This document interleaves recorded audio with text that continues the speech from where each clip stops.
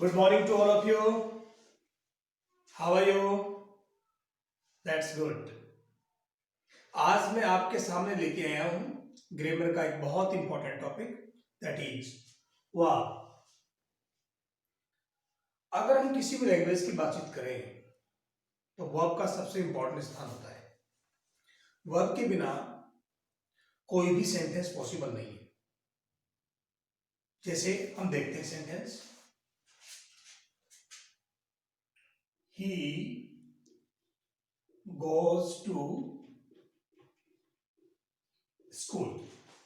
एक सेंटेंस है, he goes to school. अर्थ समझ में आ गया? वह स्कूल जाता है। अगर थोड़ी देर के लिए मैं इसमें से स्कूल वर्ड को हटा दूं, इसको जो है स्कूल को मैंने हटा दिया और अब मैं कह रहा हूं ही गोज टू, मतलब स्कूल है और उसकी तरफ मैंने इशारा कर दिया, तो फिर भी सुनने वाले व्यक्ति को मेरी बात समझ में आ गई। ही गोज टू, स्कूल की बिल्डिंग पास में थी और मैंने इशारा किया तो बात समझ में आ गई। क्लियर? चल, अब मैं इसमें से ही को भी हटा देता हूं और वो जो ही है, जो व्यक्ति हो मेरे पास में है, तो मैं कहूंगा गोज टू। इस तरह कहूंगा पहले गोज टू। अब भी बात समझ में आ गई। मतलब मेरे पास हमारा व्यक्ति बैठा है, वो कहां जाता है? स्कूल जाता है। तो मैंने दो वर्ड हटा दिए, एक तो हटाया ही और दूसरा हटाया स्कूल, लेकिन फिर भी सेंटेंस का जो मीनिंग है वो समझ में आ रहा है। अगर मैं इसमें से टू हटा देता हूं, क्या हटाया मैंने? टू। अब भी बात समझ में आ जाएगी। कैसे? मैं कहूंगा गोज, मैंने बोला गोज। अब भी बात समझ में आ गई।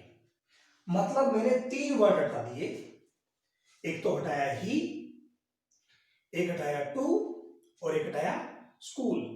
तीन वर्ड हटाने के बावजूद भी मीनिंग समझ में आ रहा है।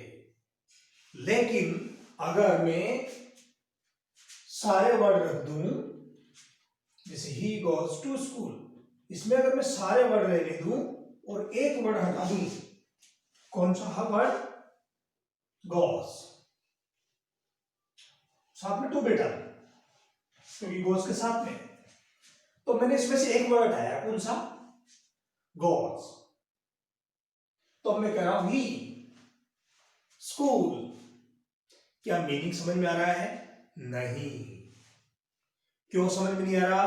क्योंकि हमने इस सेंटेंस में से वर्ब को हटा दिया है। वर्ब कौन सी है? गोज। तो एक वर्ब के हटाने के बाद हमारे सेंटेंस का मीनिंग समझ में नहीं आ रहा। तो इतना इंपॉर्टेंट स्थान होता है किसका? वर्ब का। एक अकेली वर्ब को हटाने के बाद मीनिंग सेंटेंस का पूरी तरह डिस्टर्ब हो गया। जबकि हमने पहले ही को बेटा दिया था, स्कूल को बेटा दिया था और टू को बेटा दिया था, फिर भी सेंटेंस का अर्थ हमें समझ में आ गया था।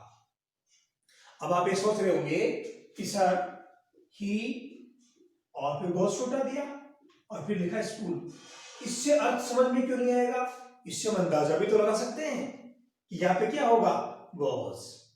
यहां और भी हो सकता है, ही या गोज भी हो सकता है, या वर्क्स भी हो सकता है, या क्लीन्स भी हो सकता है, या बहुत सारे वर्ड हो सकते हैं। तो सारा मीनिंग डिस्टर्ब हो गया। किसके कारण? वर्ब के कारण। इसलिए किसी भी लैंग्वेज में जो सबसे इंपॉर्टेंट प्लेस होता है वो किसका होता है? वर्ब का। Without verb no sentence is possible. You can not speak any language, you cannot understand anything. So such an important place a verb occupies in a language. Okay? तो हम देखते हैं कि आखिरकार ये वर्ब होती क्या है।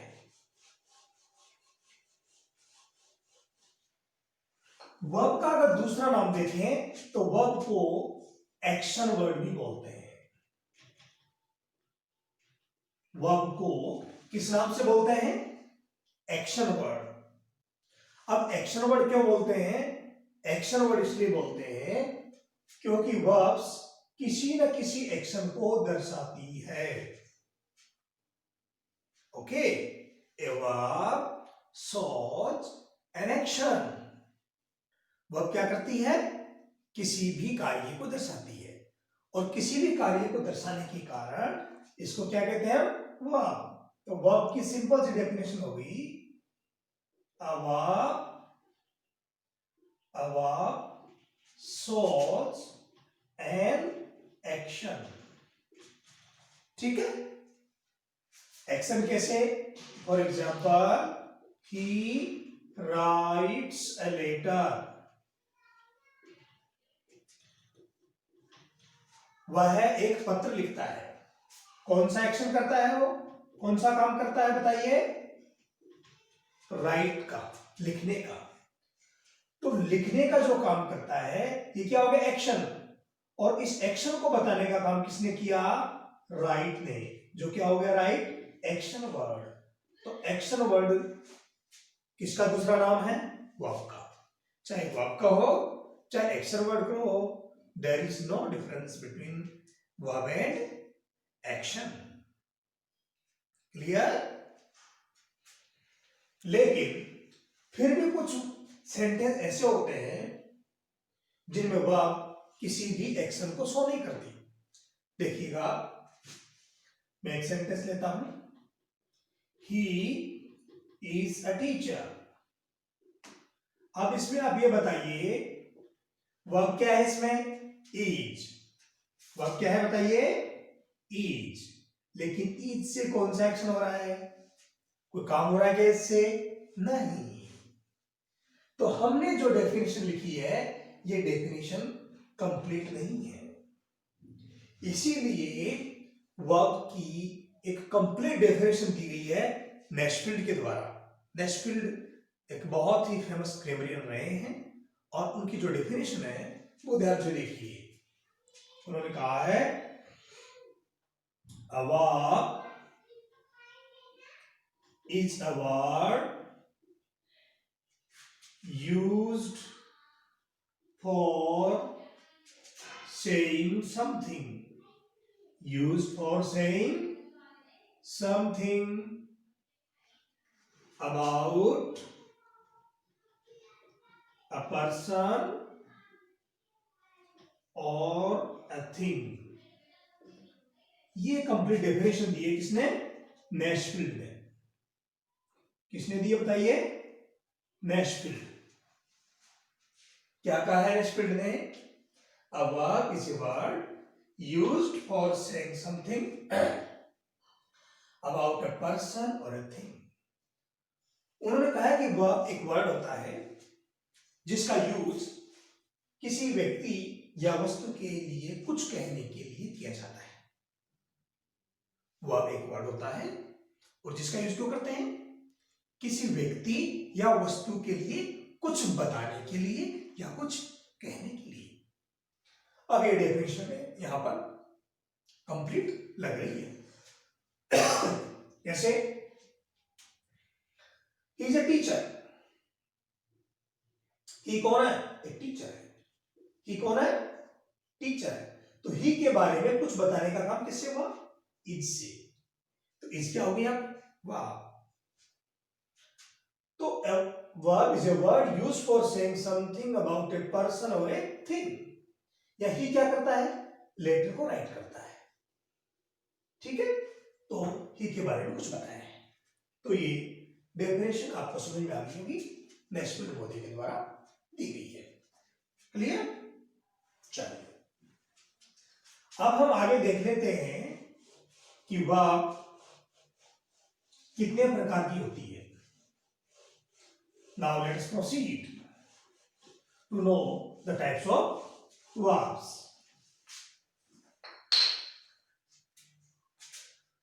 वर्ब अगर देखी जाए तो मेनली दो भागों में डिवाइड की जा सकती है। इसमें पहली तो है मेन वर्ब। कौन सी है? Main verb. और दूसरी है auxiliary verb. Auxiliary verb. Okay, main verb को प्रिंसिपल वर्ब भी कहते हैं। The another word used for main verb is principal verb. और ऑक्सिलियरी वर्ब का जो दूसरा नाम है that is helping verb. Okay, तो वर्ब को मेनली टू पार्ट्स में डिवाइड किया जा सकता है। First of them is main verb और दूसरी का नाम है ऑक्सिलियरी वर्ब। मेन वर्ब का ही दूसरा नाम क्या है? Principal verb. And the another name for auxiliary verb is helping verb. अब हम देखते हैं आगे कि क्या मेन वर्ब को भी और आगे भागों में डिवाइड किया गया है? Yes, main verb is again divided in two parts. First of them is transitive main verb. कौन सी होगी? एक तो ट्रांजिटिव मेन वर्ब और एक कौन सी होती है? Intransitive main verb. Intransitive main verb. Main verb को अगेन टू पार्ट्स में डिवाइड किया गया है। First of them is transitive main verb, जिसको आप ट्रांजिटिव वर्ब्स भी कर सकते हैं डायरेक्टली। आप मेन वर्ब नहीं कहें और अगर आप डायरेक्टली ट्रांजिटिव वर्ब कहें so that is also right. और दूसरी है इंट्रांजिटिव मेन वर्ब। अब देखते हैं ट्रांजिटिव वर्ब क्या होती है। ट्रांजिटिव वर्ब्स वो वर्ब्स होती है जो ट्रांजिटिव वर्ब्स होती है इनके साथ ऑब्जेक्ट आता है। ट्रांजिटिव वर्ब की खासियत क्या है? ऑब्जेक्ट आता है। Transitive verbs are followed by object. Clear? तो इंट्रांजिटिव वर्ब क्या होगी? यस, इंट्रांजिटिव वर्ब के साथ ऑब्जेक्ट नहीं आता। ठीक है, ये ट्रांजिटिव वर्ब के साथ तो ऑब्जेक्ट आता है और इंट्रांजिटिव वर्ब के साथ ऑब्जेक्ट नहीं आता। Simple. So main verb is divided in two parts. First of them is transitive main verb and the second of them is intransitive main verb. Transitive main verbs are followed by objects and intransitive verbs do not have any object. Okay? चलिए, अब हम इसको example के रूप में देख लेते हैं और उसके बाद में हम ऑक्सिलरी वर्ब के बारे में बातचीत करेंगे। तो मैं इसको रब कर देता हूं और हम ट्रांजिटिव वर्ब और इंट्रांजिटिव वर्ब के बारे में पहले देख लेते हैं। Thereafter we will study about auxiliary verb. Okay, चलिए देखते हैं। तो सबसे पहले हम देखते हैं ट्रांजिटिव वर्ब। कौन सी वर्ब देखेंगे? Yes, good. तो सबसे पहले हम देखते हैं ट्रांजिटिव वर्ब। कौन सी वर्ब? Transitive verb. इसको हिंदी में कहते हैं सकर्मक क्रिया। ये जो टॉपिक मैं आपको पढ़ा रहा हूं ये हिंदी में भी आपके लिए इक्वली यूजफुल है, क्योंकि हिंदी में भी अकर्मक क्रिया और सकर्मक क्रिया से संबंधित क्वेश्चंस अनेक कॉम्पिटिटिव एग्जामिनेशंस में पूछे जाते रहे हैं। तो हिंदी में जैसा आपको लग रहा है कर्मक यानी कर्म और सयानी सहित। कर्म के सहित जो क्रिया आती है, जिस वर्ब के साथ में ऑब्जेक्ट आता है उसे कहते हैं ट्रांजिटिव वर्ब। देखते हैं example. He rights a later day। अब हम देखते हैं कि इसमें जो वर्ब है राइट्स, ये ट्रांजिटिव है या फिर इंट्रांजिटिव। इसको जानने का तरीका है कि क्या इस वर्ब के साथ ऑब्जेक्ट है। हाँ, कौन सा ऑब्जेक्ट है? a later। तो ये कौन सी वर्ब होगी? Transitive verb. कौन सी वर्ब होगी? Transitive verb. अभी भी कुछ कैंडिडेट्स के माइंड में एक क्वेश्चन हो सकता है कि आपने कैसे पता लगाया कि ये ऑब्जेक्ट है। How did you find out that the word a letter is an object? Object निकालने का बेस्ट तरीका मैं आपको बता देता हूं। आप दो वर्ड लाएं अपने माइंड में, एक तो व्हाट और एक whom। व्हाट यानी होता है क्या, और whom होता है किस व्यक्ति को। किस व्यक्ति को, किसको भी कह सकते डायरेक्टली। दो वर्ड लाएंगे आप, एक तो व्हाट और एक whom, और इनके साथ में जो आपका सेंटेंस है उसकी वर्ब लिखेंगे। तो कौन सी वर्ब है अपनी? राइट्स। ये हमने हमारी तरफ से क्वेश्चन बनाया। सबसे पहले व्हाट लिखा और व्हाट के बाद में जो आपके सेंटेंस की वर्ब थी वो लिखी, तो हमारा सेंटेंस बन गया व्हाट राइट्स। क्या लिखता है? जवाब है क्या सेंटेंस में आपका? यस। क्या जवाब है? a letter। तो इस तरह से जो क्वेश्चन बनेंगे व्हाट और whom से, अगर उनका जवाब आपके सेंटेंस में आता है तो वो क्या है? ऑब्जेक्ट। इस प्रकार के क्वेश्चंस का जो जवाब आएगा that is the object of the sentence. Clear? तो a letter आ गया, ऑब्जेक्ट है। इसका देखते हैं, whom writes, किस व्यक्ति को लिखता है। क्या इसका जवाब है? नहीं, इसका कोई जवाब आपके क्वेश्चन में नहीं है। इससे ये पता लगा कि आपके सेंटेंस में सिर्फ एक ही ऑब्जेक्ट है। कितने ऑब्जेक्ट है? एक। अगर whom वाले का जवाब भी आ जाता, इसका मतलब सेंटेंस में कितने ऑब्जेक्ट है? 2 ऑब्जेक्ट्स। क्लियर? और अगर वर्ब के साथ में ऑब्जेक्ट है तो वर्ब कौन सी है? Transitive verb. चाहे एक ऑब्जेक्ट हो चाहे 2 ऑब्जेक्ट, अगर ऑब्जेक्ट है वर्ब के साथ तो 100% वो वर्ब कौन सी है? Transitive verb. क्लियर? अब हम आपके सामने वो लेते हैं सेंटेंस जिसमें 2 ऑब्जेक्ट होंगे।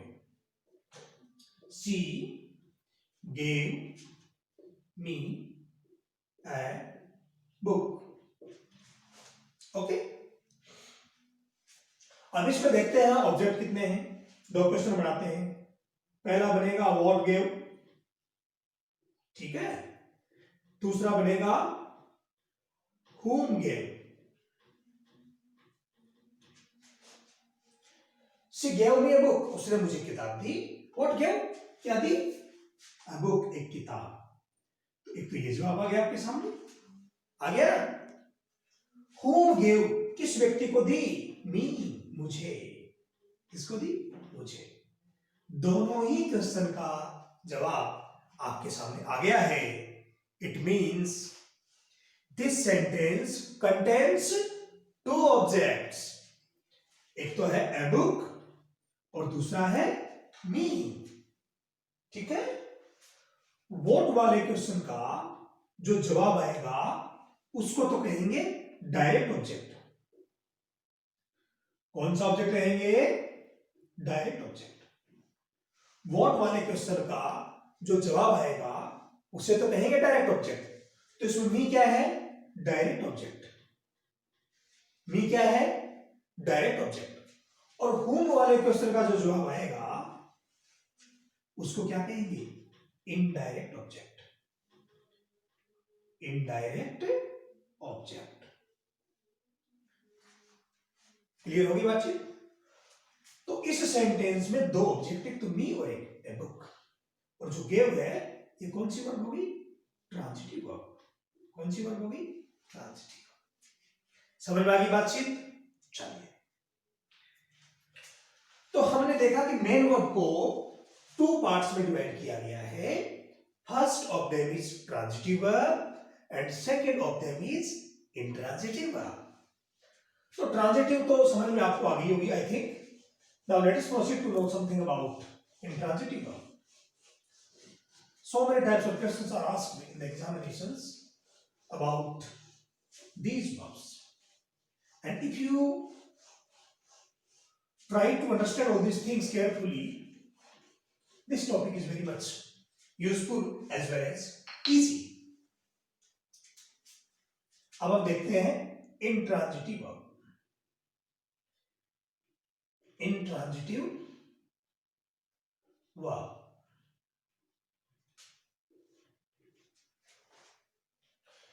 इसको हिंदी में कहते हैं अकर्मक क्रिया।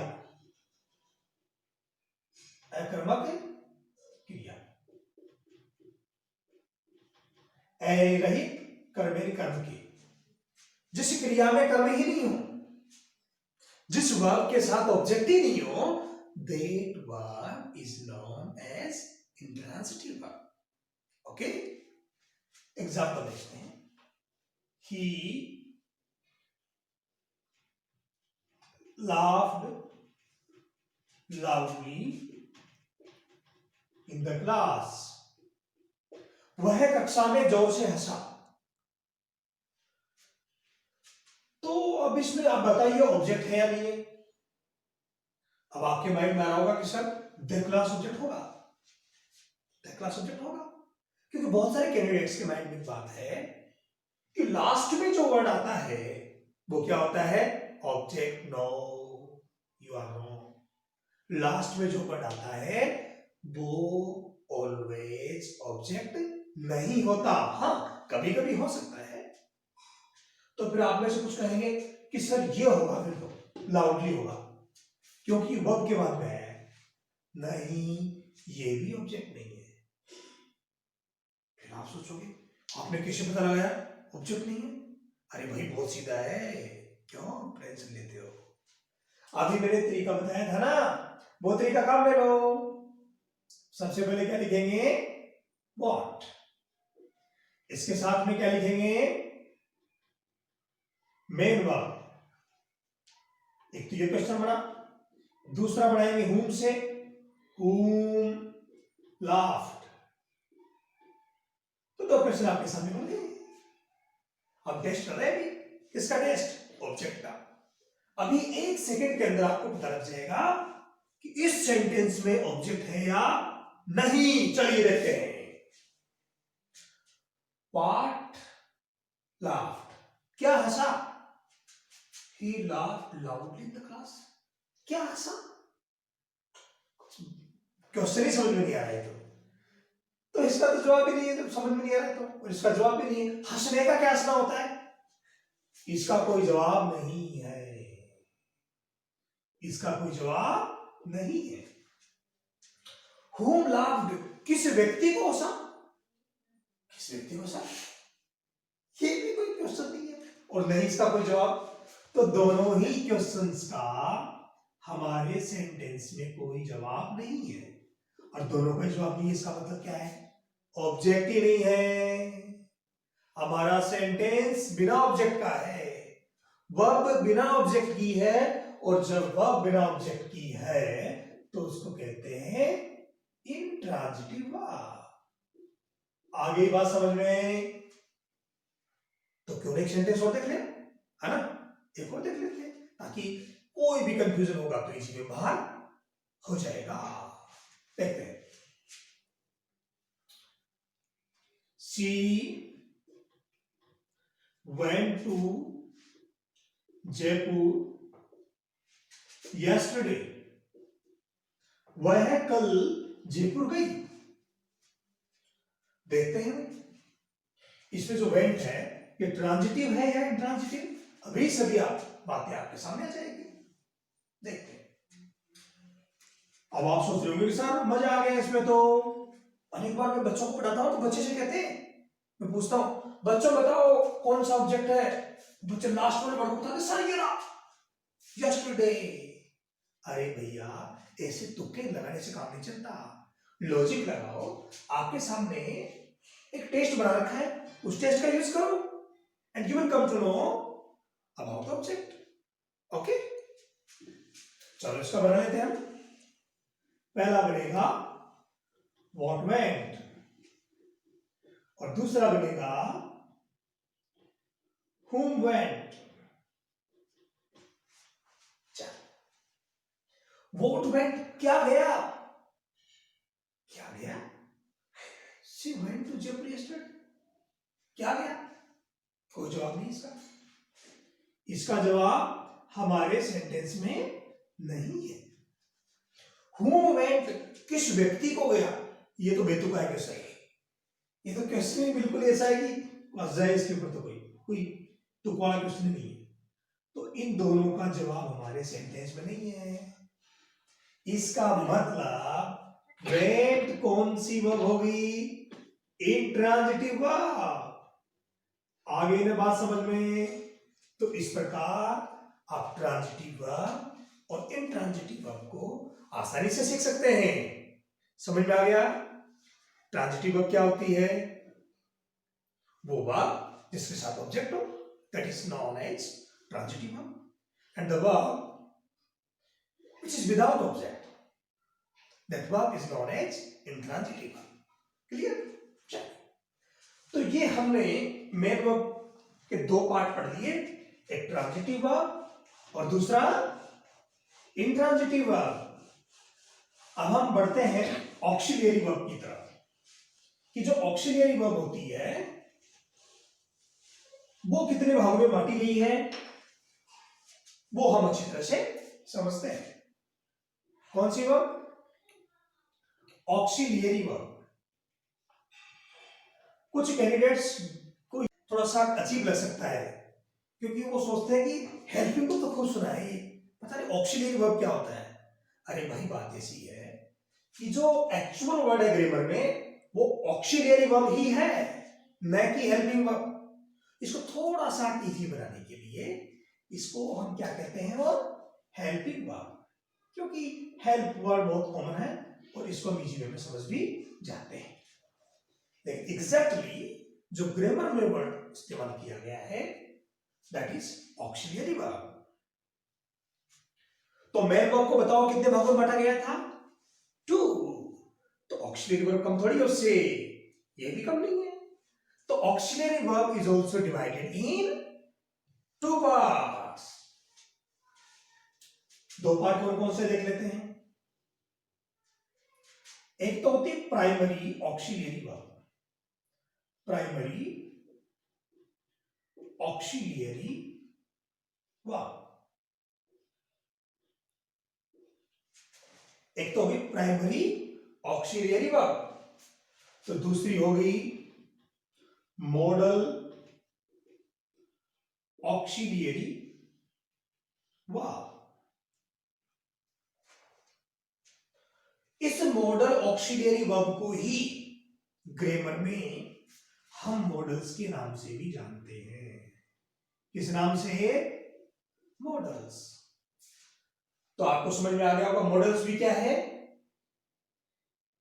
हेल्पिंग वर्ब्स ही हैं। मॉडल्स भी क्या है, हेल्पिंग वर्ब्स ही हैं। कुछ लोग समझते हैं अरे साहब नहीं मॉडल तो कोई एकदम अलग ही चीज है दुनिया की। अरे अलग नहीं है भैया यार, हेल्पिंग वर्ब है, सिंपल।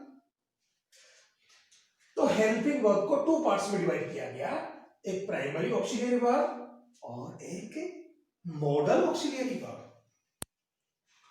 तो प्राइमरी ऑक्सिलियरी वर्ब कौन कौन सी है, ये 3 होती है, एक तो डू, एक हैव और एक बी, 3 होती है। प्राइमरी ऑक्सिलियरी वर्ब कितनी होती है, 3। तो डू में कौन कौन सी आती है, डू में आती है तो डू, एक डज।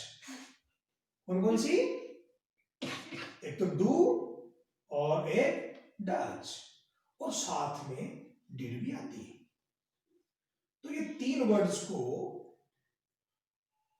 हम ग्रामर में डू वर्ब के नाम से जानते हैं, डू, डज और डिड। इनको अगर शॉर्ट में एक शब्द में बोलना हो तो क्या बोलेंगे हम, डू वर्ब। कौन सी वर्ब, डू वर्ब। डू और डज का यूज प्रेजेंट टेंस में होता है, स्पेशली सिंपल प्रेजेंट टेंस में होता है, और डिड का यूज सिंपल पास्ट में होता है। In the same way has, have, has और हैव, और एक हैड, इन तीनों को शॉर्ट में क्या बोलते हैं? Have verb. हैज, हैव और हैड, इनको शॉर्ट में बोलते हैं हैव वर्ब। हैज, हैव का यूज प्रेजेंट टेंस में होता है और हैड का यूज पास्ट टेंस में होता है। ओके, हैज, हैव का यूज प्रेजेंट परफेक्ट टेंस में होता है और हैड का यूज पास्ट परफेक्ट में होता है। तो बी में कौन कौन सी है? बी में है is, are, am, is, are, am, और was, were.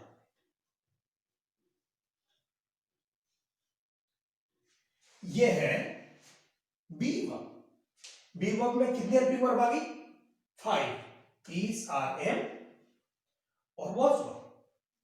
Is, are, am का यूज होता है प्रेजेंट कंटिन्यूअस टेंस में और वॉज वर्ब का यूज होता है पास्ट कंटिन्यूअस टेंस में।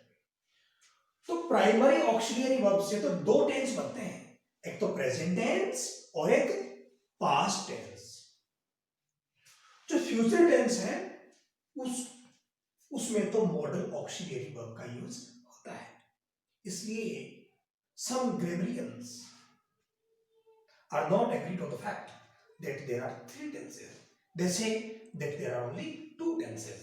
First of them is present tense and second of them is past tense. जब हम पूछते हैं कि इसे दो ही क्यों बता रहे हो आप, तो वो इसे कहते हैं कि प्राइमरी ऑक्सिलरी वर्ब से जो टेंस बनते हैं वही टेंस होते हैं।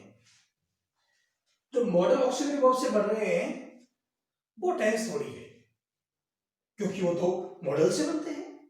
तो ऐसा उनका मानना है। तो I think primary auxiliary verb भी आपको समझ में आ गई होगी।